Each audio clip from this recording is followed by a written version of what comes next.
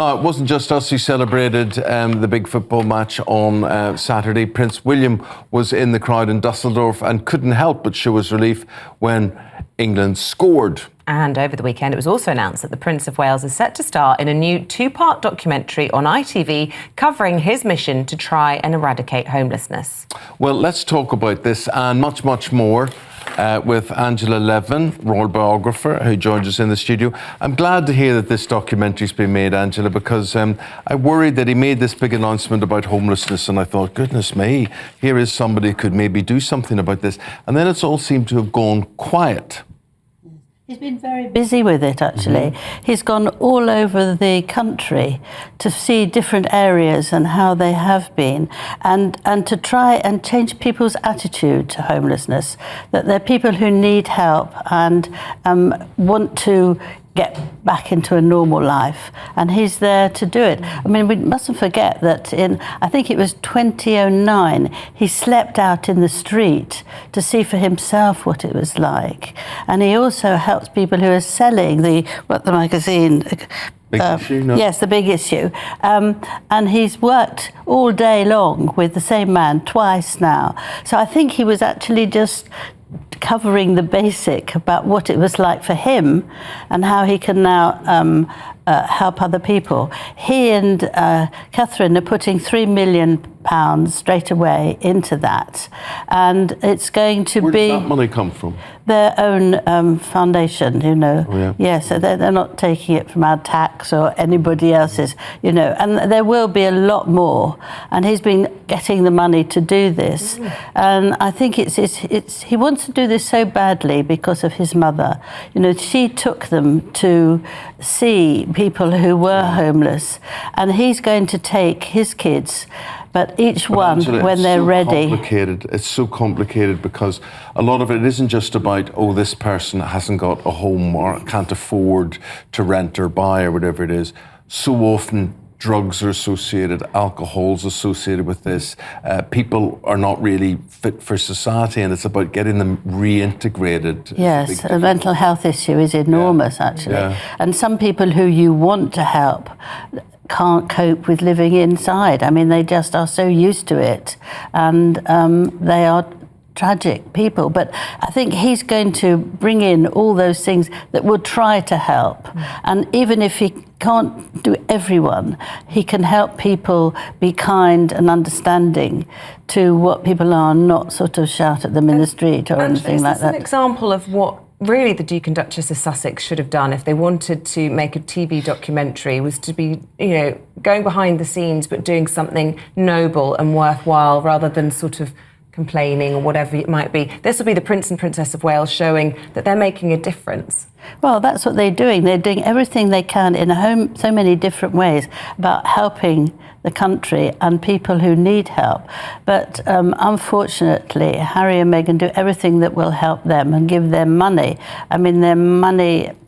fantastically interested in money and not actually people. And I think Harry, when I went round with him when I was doing his biography, he was marvellous with ex-military people, wonderful with them. But Meghan is very awkward. She's not used to sort of talking to people like that, and I don't think she wants to. I think she thinks, ooh, you know, and so that's very difficult. Their idea is to show off and be wonderful, whereas William and Catherine's are to help. It's not for them, it's to help. I've always found dealing with homeless people, and this is an awful thing to say, but if you get people who haven't washed or whose hygiene is a problem, it can make a bit of a distance with you. The drug situation is difficult. And I went to a homeless shelter, and basically an ambulance sits permanently outside, and the ambulance is there to really take these people down from overdoses and whatever. They inject them with things to dilute the amount of drugs in their body. And it's not, I think people often think, oh, that's sad because they can't afford a house or whatever. Complex. It's complex. Yeah. It is very complex. I had somebody who sat outside my local station, and she just looked worse and worse. Teeth fell out.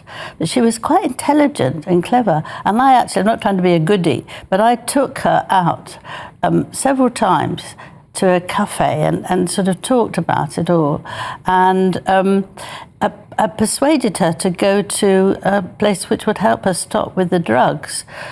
I didn't see her for a year, and I thought she was probably dead. And she came back, hair done, and she said to me, "I'm not doing none of that again. None of it. I can see now, and I got my children, and I'm going to do none of it." And I saw her for another about 3 years. I don't know what happened after that, because I think the pull of taking drugs is very powerful. But, you know, if you can help people in any way. I do worry, though. I think you're right. The idea he's set this high bar of eradicating homelessness, I just don't know if that's achievable, and not through lack of trying. You can't I just do think that. but as Eamon says, it's such a complex thing. No, what about this idea about Prince William as the king of cool? I mean, I cringe earlier at the thought of it, but this is seeing him at the weekend getting down with the lads, watching the football. We saw him on a scooter, didn't we, around Windsor Castle? Yes. Apparently, he can just scoot from Adelaide Cottage to go and see whoever's at the castle. He goes and sees his dad for meetings, and it's about 15 minutes from his own home.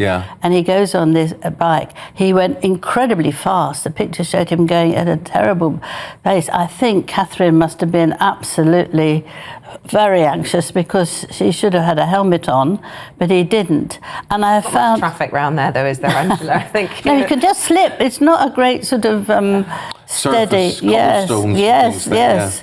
And I thought that, and actually him at the football, was wonderful to see, because there you see someone full of life, full of enthusiasm, doesn't care whether he's going to be the next king or he's just having fun.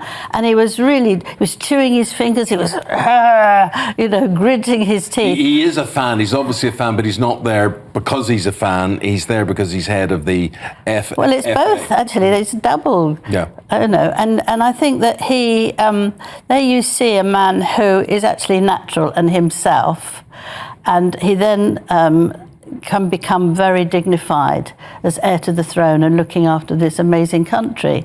And I think when you've got that of somebody, he's not pompous, he wasn't showing out, he wasn't sitting there looking, he got really into it, and he cares about England. And I thoroughly enjoyed it. I really felt that this is a normal, I thought he allows himself to be normal and to do these things that are really important to him. Yeah, well, he does that thing of being able to be formal and rising to the sort of state occasions, but also relaxed. I mean, if you see what he's been like the last few months, he's been very busy and working incredibly hard, and you admire him hugely, but inside there's this sort of, I'm going to get this type of attitude, which is lovely, I think. Super.